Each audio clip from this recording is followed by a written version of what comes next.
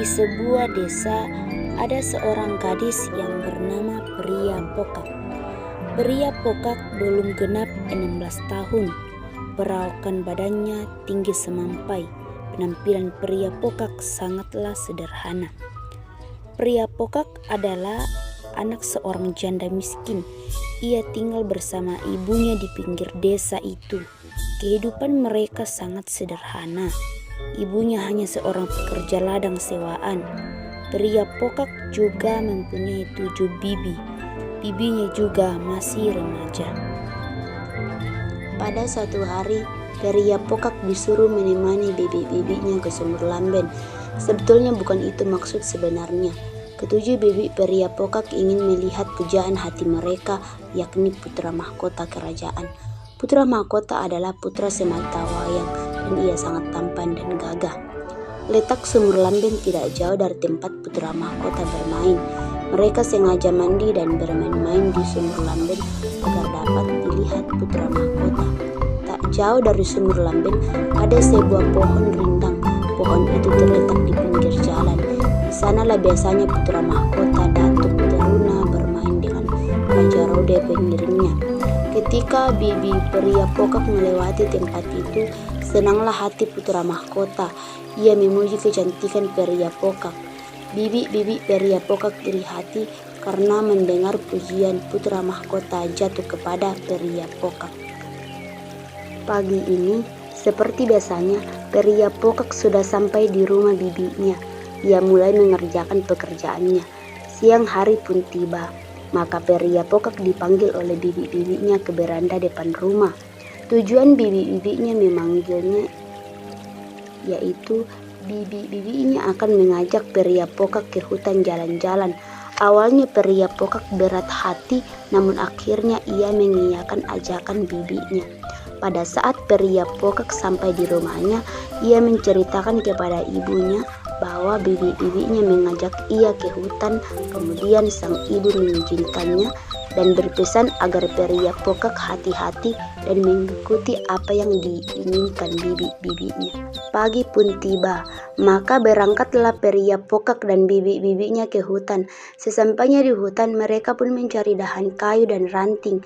Namun lama-kelamaan Pria Pokak semakin masuk ke pedalaman dan sudah terpisah jauh dengan rombongan bibi-bibinya. Jalan itu menuju satu tempat yang luas. Di seberangnya ada bukit yang ditumbuhi bunga-bunga yang mekar beraneka warna. Pada saat Pria Pokak sedang menikmati keindahan itu, ia dikejutkan dengan 7 bidadari cantik yang berdiri di depannya. Lalu ketujuh bidadari itu mengatakan kepada Pria Pokak agar ia jangan takut karena mereka bangsa bidadari yang baik dan tidak akan mencelakakannya. Kemudian ketujuh bidadari itu membawa Pria Pokak ke kayangan. Di sana tempatnya lebih indah dari tempat sebelumnya. Di sana juga Pria Pokak diajari menenun dan ia dapat menyelesaikan beberapa lembar kain. Menjelang sore, Pria Pokak diantarkan oleh ketujuh bidadari itu kembali ke tempat semula dan ia diberi kain halus oleh bidadari. Lalu kain itu ia masukkan ke dalam ruas bambu hutan yang sudah lapuk. Ketika Pria Pokak sudah sampai pada bibi-bibinya, bibi-bibinya pun marah kepadanya karena mereka sudah lama menunggunya dan karena Pria Pokak hanya membawa bambu yang sudah lapuk. Setelah itu mereka pun akhirnya pulang. Pada saat Pria Pokak sampai di rumahnya, ia pun menceritakan kepada ibunya tentang pengalamannya ke hutan yang akhirnya bertemu dengan 7 bidadari dan mengajarinya menenun. Pagi ini tidak seperti biasanya, ketujuh bibi Pria Pokak sudah bangun sebelum Pria Pokak sampai di rumahnya. Begitu melihat Pria Pokak, ketujuh bibi itu langsung menyeret dan melumuri seluruh tubuhnya dengan tarum. Alasan bibi-bibinya melakukan hal tersebut karena mereka iri kepada Pria Pokak yang mendapat pujian dari putra mahkota. Meskipun Pria Pokak dilumuri tarum, putra mahkota tetap saja mengagumi kecantikan Pria Pokak. Siang hari pun tiba. Bibi-bibi pria pokak mengajaknya lagi untuk pergi ke hutan. Sesampainya di hutan, mereka mulai mencari kayu. Tetapi pria pokak menyendiri. Ia tidak mau bergabung dengan bibi-bibinya. Ketika ada kesempatan, pria pokak meninggalkan bibinya dan pergi ke tempat di mana ia pernah bertemu ketujuh bidadari. Pada saat pria pokak bertemu dengan ketujuh bidadari itu, ia menceritakan kesedihan yang dialaminya. Kemudian bidadari menghiburnya dan memandikan pria pokak dengan penuh kasih sayang, lalu mengajak ia menenun lagi. Tak terasa pria pokak sudah lama berada di tempat itu. Ia kemudian pulang diantar oleh ketujuh bidadari itu untuk menemui bibi-bibinya. Sesampainya di sana, pria pokak dimarahi oleh bibi-bibinya karena lagi dan lagi pria pokak hanya membawa bambu yang sudah lapuk. Setelah itu, mereka pun pulang. Di lain tempat, tepatnya di istana, putra mahkota tidak seperti biasanya. Ia murung padahal ia selalu ceria. Lalu Kak Jarode, yakni pengiringnya, menghampirinya dan bertanya alasan putra mahkota sangat murung. Lalu putra mahkota menceritakan bahwa semalam ia bermimpi bulan purnama jatuh ke pangkuan putra mahkota. Setelah mendengar cerita putra mahkota, Kak Jarode kemudian pergi menyampaikannya kepada Baginda Raja. Namun Baginda Raja tidak berani mengartikan mimpi putranya. Lalu Baginda Raja mengundang orang-orang yang bisa mengartikan mimpi agar ke istana untuk mengartikan mimpi putra mahkota. Kata pengarti mimpi bahwa mimpi putra mahkota sungguh sangat baik. Arti mimpi putra mahkota yaitu segala sesuatu yang dikerjakan putra mahkota akan berhasil. Pada suatu hari, putra mahkota meminta izin kepada ayahnya untuk memikat burung di hutan dan ayahnya pun mengizinkannya. Keadaan putra mahkota Datuk Teruna dan Kak Jarode di hutan sangat menyedihkan. Sudah banyak bukit dan gunung yang mereka daki, lembah dan ngarai mereka lalui, namun belum mendapatkan apa-apa. Lama-kelamaan berjalan, mereka tiba di lembah yang indah sekali. Di tempat itu ada sebatang pohon yang besar dan tinggi sekali. Mereka duduk di bawah pohon besar dan tinggi itu. Kemudian Kak Jarode memanjat pohon untuk melihat, siapa tahu ia melihat sumber air. Namun yang ia lihat yaitu dari kejauhan tampak asap api mengepul-epul di udara. Untuk mencapai tempat itu ada 5 gunung yang besar dan tinggi yang harus dilaluinya. Mereka mulai menelusuri hutan dan kemudian mereka sampai pada gunung yang pertama. Lama-kelamaan berjalan, mereka pun tiba di gunung yang keempat. Di sana ditumbuhi pohon-pohon besar dan akarnya menjalar kemana-mana. Lalu mereka melepaskan lelah.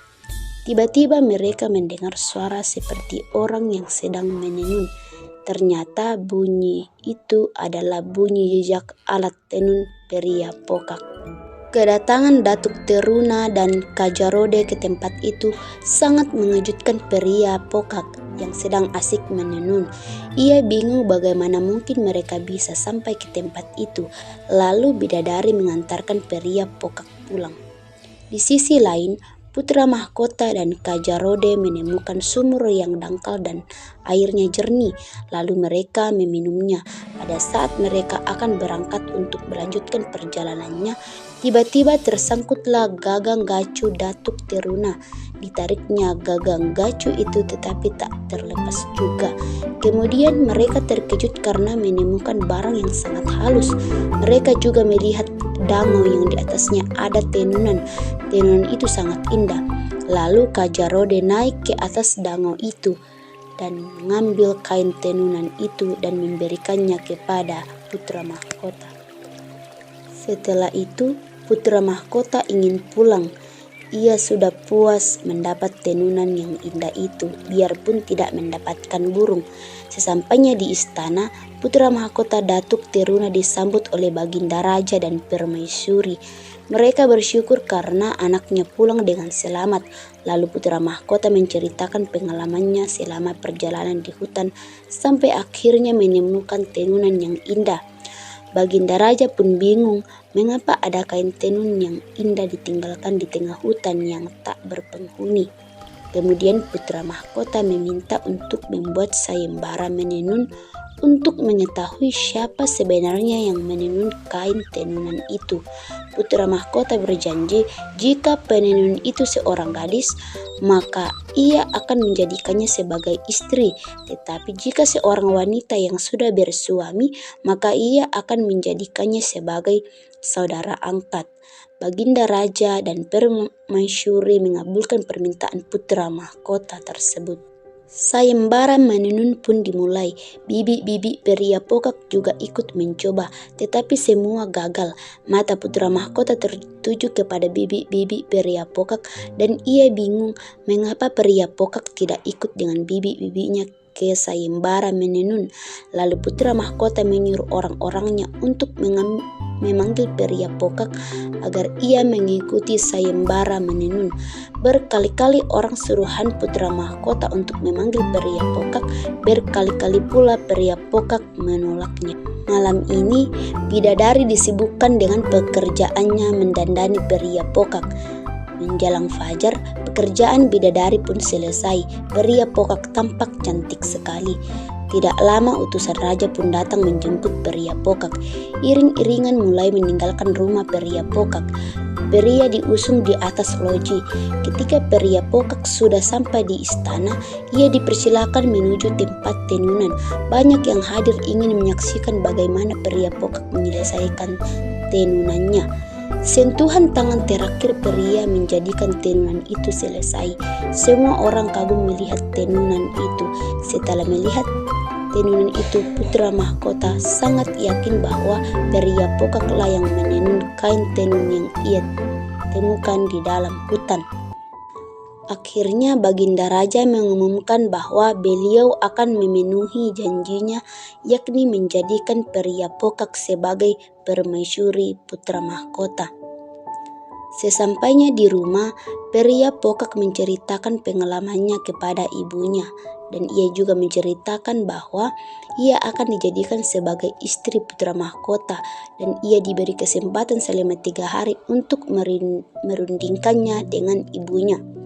Keesokan harinya, peri Pokak bangun pagi-pagi karena pikirannya tidak tenang semalaman. Kemudian ia pergi ke hutan untuk menenangkan pikirannya. Tiba-tiba datanglah ketujuh bidadari itu kepadanya. Lalu peri Pokak menceritakan semua yang dialaminya. Kemudian para bidadari berkata kepada peri Pokak agar jangan bimbang untuk menerima putra mahkota sebagai suaminya. Tibalah hari ketiga di mana hari terakhir bagi peri Pokak untuk menentukan keputusannya. Ia pergi ke istana dan memberitahukan bahwa ia menerima putra mahkota sebagai suaminya. Kemudian peri Pokak memohon izin agar ia diperbolehkan mengajak ibunya dan membawa barang-barangnya yang berupa bambu-bambu lapuk ke istana, dan permintaan peri Pokak dipenuhi oleh Baginda Raja. Orang-orang suruhan Baginda pun pergi ke rumah pria untuk mengambil bambu-bambu lapuk itu. Setelah mereka kembali dari rumah pria, mereka disuruh membela bambu-bambu lapuk itu, dan betapa terkejutnya mereka karena setiap ruas yang dipotong berisi kain yang halus sekali, warnanya bercahaya-cahaya. Mata orang-orang terbelalak melihat tenunan yang sama dengan tenunan yang sudah diselesaikan peri Pokak. Tiba saatnya para bidadari meninggalkan peri Pokak. Para bidadari pamit kepada peri Pokak, dan peri Pokak sangat berterima kasih kepada bidadari. Hari pernikahan putra mahkota dan peri Pokak pun tiba. Banyak rakyat yang hadir di pernikahan itu. Raja-raja tetangga pun diundang. Peri Pokak tampak cantik sekali. Pakaian yang dipakai peri Pokak sangat bagus. Demikian juga putra mahkota Datuk Teruna. Ia tampak sangat gagah dan tampan. Pakaian yang dikenakan sama dengan yang dikenakan peri Pokak. Semua terkagum-kagum melihat pasangan pengantin yang sempurna itu. Hari-hari selanjutnya, kehidupan putra mahkota dan peri Pokak sangat bahagia. Tidak ada dendam di antara peri Pokak dengan ketujuh bibinya. Peri Pokak tidak pernah mengingat-ingat kejahatan yang dilakukan para bibinya. Ia tetap berbaik hati, berbagi kebahagiaan selama menjadi permaisuri. Para bibi peri apokak pun merasa malu dan menyesali tindakannya selama ini terhadap peri apokak. Mereka berjanji pada diri sendiri untuk tidak melakukan hal-hal yang tidak baik terhadap orang lain. Semuanya pun hidup rukun dan damai.